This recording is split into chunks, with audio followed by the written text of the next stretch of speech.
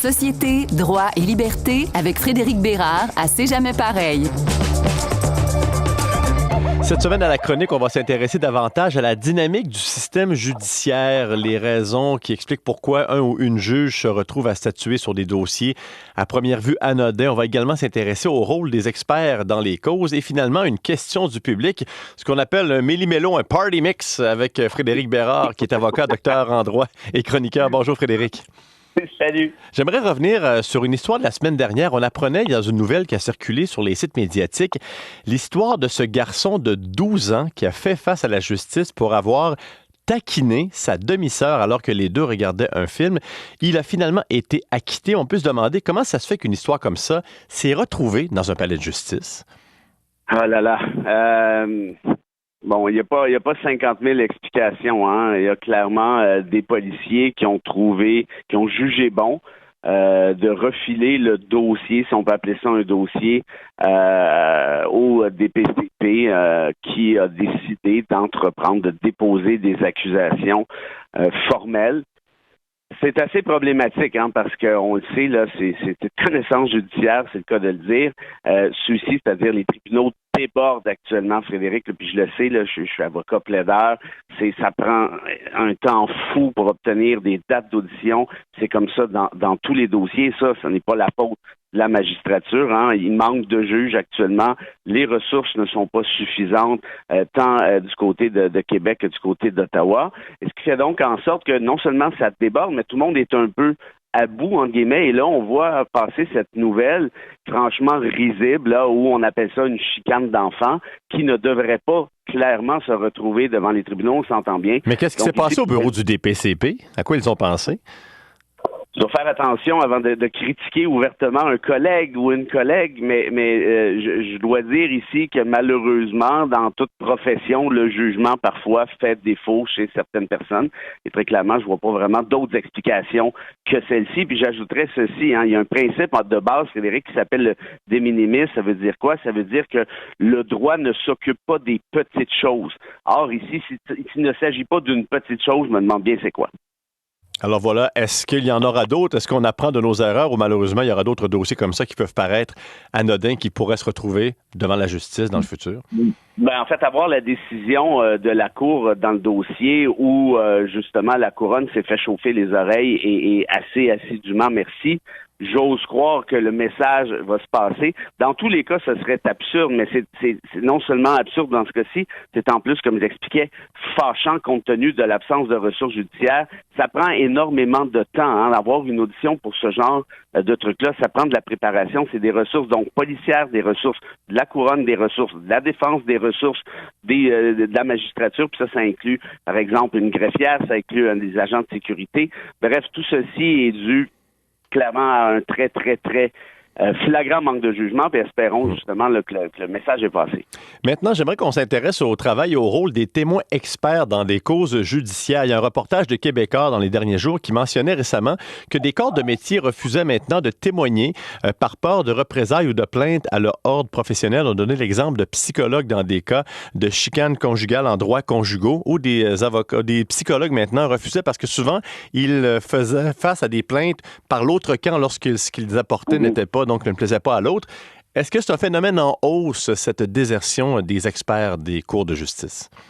Écoute, premièrement, là, je suis pas du tout surpris que des psychologues qui osent faire valoir leur expertise dans des dossiers de droit familial là, en reçoivent plein la gueule. Hein. Ce sont des dossiers qui sont très souvent, trop souvent peut-être, émotif, avec beaucoup de rancœur, d'amertume, d'agressivité. C'est un droit qui est excessivement difficile à pratiquer. Moi, j'en ferais pas, notamment de ce fait-là.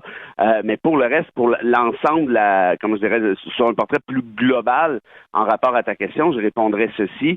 Je n'ai pas de chiffres en main, mais je suis à peu près convaincu, sinon absolument convaincu, que depuis la pandémie, à peu près tous les professionnels du Québec sont susceptibles de se ramasser des plaintes souvent très absurdes, notamment s'ils sont actifs, si elles sont actives sur les réseaux sociaux. Pourquoi? Parce qu'il n'y a pas grand-chose de plus facile que de faire une plainte. Le syndic, bien souvent, se sent obligé, compte tenu de la loi habilitante, c'est-à-dire la loi qui a créé l'organisme en question, l'ordre professionnel en question, se sent obligé de communiquer avec le professionnel, de lui demander de livrer sa version des faits, ce qui prend un temps nécessairement fou, souvent pour des PKZ ou pour des trucs plutôt, disons, revanchards. Pourquoi je parlais de pandémie? On le sait, des médecins, par exemple, des psychologues et autres, ceux qui intervenaient sur la place publique, ont reçu une multitude de plaintes, des trucs connus, puis nécessairement, il y a des trucs qui sont inconnus aussi. Et Frédéric, pour terminer, la chronique est rendue tellement populaire qu'on reçoit maintenant des questions du public directement aux chroniqueurs. On passe par un intermédiaire, donc moi. C'est une question qu'on a reçue de Magella et je te la pose. Elle va comme suit. Magella pose la question. L'acte constitutionnel faisait du Canada une confédération. Pourquoi le pays est-il devenu une fédération et comment le changement s'est opéré? Merci, Magella, de la question. Elle est excessivement pertinente. Et la réponse n'est pas nécessairement très, très simple. Je ferai de mon mieux et vous jugerez de sa qualité. En fait, la réalité, c'est que le nom Confédération, vous avez raison de le dire, avait été accordé, si on peut dire, au nouvel État en 1867. Mais la réalité, c'est que le Canada n'a jamais été une réelle confédération. Maintenant, qu'est-ce qu'une confédération versus une fédération? Par définition, une confédération est beaucoup plus décentralisée. C'est une union, par exemple, d'États avec, bon, évidemment, une espèce d'autorité au-dessus, si je peux dire, des autres, mais qui reste un peu omnipotente pas omnipotente, mais plutôt, comment je dirais, avec un pouvoir très, très, très relatif, en quelque sorte. Or, le Canada, ça n'a jamais été ça. Ottawa a toujours eu des pouvoirs très important dès 1867, par exemple, au tout début, Ottawa était le seul palier gouvernemental qui pouvait taxer autant de manière directe que de manière indirecte. Évidemment, quand vous avez cette capacité fiscale aussi importante, vous avez des compétences qui viennent avec celle-ci. Et donc, de ce fait-là, quand on regarde 1867, on se dit, non, le Canada n'était pas une confédération, c'est une fédération. En d'autres termes, ce que j'essaie de vous dire, c'est une question purement cosmétique et ironiquement, c'est un peu l'inverse en fait qui s'est produit parce qu'en 1982, avec le rapatriement de la Constitution, il y a eu certains pouvoirs qui sont passés un peu sous silence, mais qui ont été dévolus aux provinces, notamment la capacité pour le Québec de maintenant taxer de manière indirecte ses ressources naturelles. Vous en avez beaucoup au Saguenay, par exemple les forêts, l'hydroélectricité, les mines, compétences que Québec n'avait pas avant 1982. Donc, en d'autres termes, si le Canada a débuté